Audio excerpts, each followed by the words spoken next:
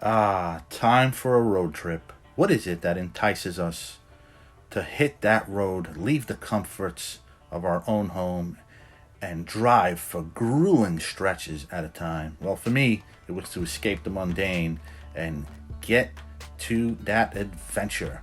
And boy, was it an adventure. It took me 6 hours to get to the great city of Portland, Maine. And man, you haven't seen fog until you visited Portland, Maine. It was a beautiful town. Old port town, lots of sea fog, beautiful city. The nightlife was almost as good as New York City. Everything stays open late, and the city was absolutely gorgeous, especially the old port district here, which looks just like it did 150 years ago.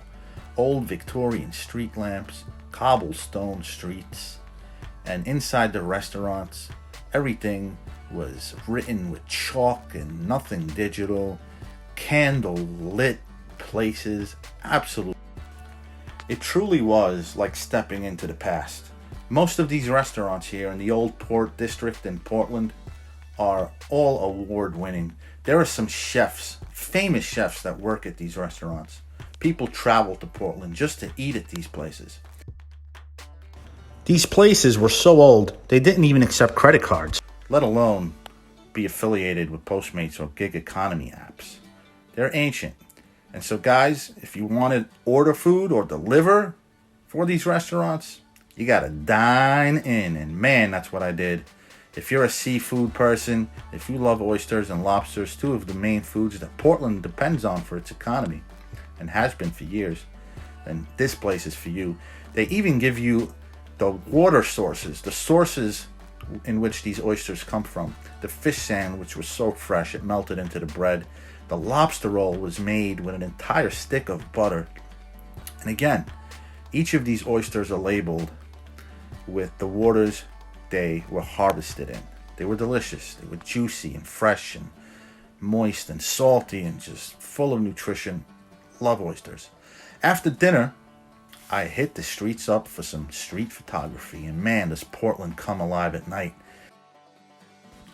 The old Victorian street lamps give off very little light, and so they make some pretty good contrast between light and shadow. Gave the streets a very eerie feel, especially in the fog. It was gorgeous. So after some photography and a long walk, I decided to hit up my hotel. Okay, guys, I'm here by my motel. It just stopped raining really hard, thundering. It's 3:30 in the morning, cannot sleep. I'm so excited that I just can't sleep. Plus, there's so many photos that I need to edit that that's another reason why I just can't sleep. I took so many photographs today. This town is incredible. As a fan of Stephen King and H.P. Lovecraft, I grew up reading those novels from both of those authors, and both of those authors are from this area. And I feel like walking through the streets tonight in the fog, I felt like I was transported into all those stories that I read, all those Stephen King stories, H.P. Lovecraft. Really pretty town. As for the hotel I'm in, not really the greatest place. I didn't want to stay in a motel. I had an issue with the hotel that I initially reserved. I accidentally reserved it next week. I picked the dates for next week instead of this week, instead of this Sunday through Wednesday. And so when I got to the hotel, they were like, "What? You ain't supposed to be here till next week." I was like, "Oh no." And so I had to make a last minute decision, and so I decided to hang out here and reserve a place in this little hotel. It's not bad, it's cute, but it's a motel. You get what you paid for, you know. Air conditioner goes on and off, on and off. The Wi-Fi sucks. And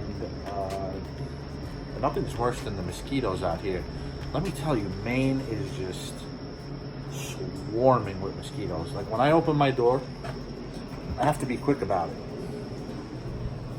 Like I have to shut the door real fast because in 1 second, 3 or 4 mosquitoes can just fly right in, and there goes your night's sleep.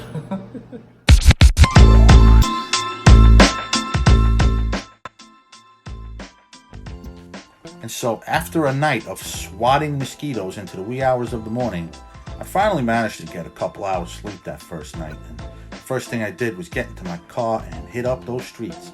It was nice to finally see the city without all that fog obscuring my view. It was a gorgeous place, no traffic, easy to park, pull over, snap pictures. It was such a laid-back town. Seagulls are everywhere, even at night. It was just beautiful to hear them in the distance squawking as you walk the streets among quaint towns. The old Port District was just so rich in antiquity. It looked absolutely different in the day than it did in the past. That's one thing about Portland that's unique. It looks completely different in the day. And at night it just transforms into this gothic place.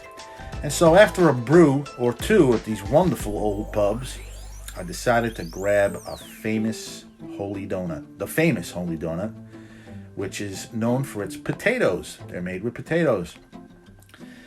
The donut kept me full for about an hour, and then after all that hiking, I got hungry again, and where else to go but for some seafood, specifically the Portland Lobster Company. I ordered this clam burger made with clams and capers and vegetables. It was absolutely delicious. And of course, you can't go a day in Portland, Maine without a lobster roll. I think I had at least 8 lobster rolls during my 3-day stay in Portland. How could you resist that buttery, fresh goodness? So after lunch, I hit up the streets and headed right to the main event. The most beautiful, the most famous, and the most photographed lighthouse in the world, Portland Head Light. This place is the most photographed lighthouse in the world because of this. Not only is it a gorgeous lighthouse in terms of architecture, but it sits on this wonderful rocky coast. The beach was beautiful. It was incredibly amazing, and I had a blast photographing it. Absolutely photogenic to the core. After some photography, back on the streets, back to the nightlife, the music, and of course, the food. It is the foodie capital of the world. And again, I was hoping to deliver for some of these places, Postmates, Uber Eats, just for some extra lunch money, because let's face it, there was a lot of food to be had, and a little bit of extra lunch money would have helped. And I did manage to do a few Postmates deliveries. The Postmates market in Maine, in Portland, Maine, wasn't that busy, but it was okay. There are a McDonald's here and there, and Subway and all that. But for the most part, you got these places. Beautiful, absolutely gorgeous, old, beautiful places. You don't want to go and order McDonald's.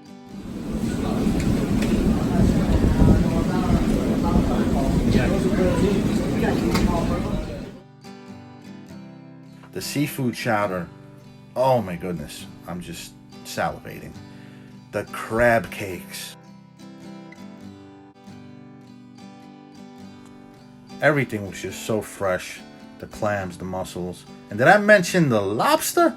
In this case, lobster tacos. Delicious. And after dinner, what else to do but to soak in the scenes, grab that camera, and go photograph yet another lighthouse. Portland Headlight was beautiful, but this lighthouse, Noble Lighthouse is what it was called, was gorgeous. It sat on this tiny little island, isolated, inaccessible to the public. It was beautiful. I felt like I was in an Aquaman movie and was waiting for Queen Atlanta to emerge from the waters, but lack of mermaids aside, it was gorgeous.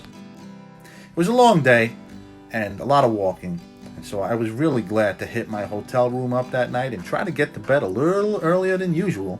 I was tired and I wanted to get to bed, but I was so eager to look at the photographs I got that day that I wound up ordering more. You guessed it. Lobster tacos. A little bit of wine, a little bit of photography, And I spent that night editing photos until about 4 in the morning. The next day, I was greeted with these little critters that were crawling all over my car. And so after saving them and putting them in the grass, I fired up my engine and hit the road yet for another town. This time, the ever so notorious town of Salem, Massachusetts. Salem has some really dark history associated with it, mostly the Salem witch trials, but today it stands as a really cheery place.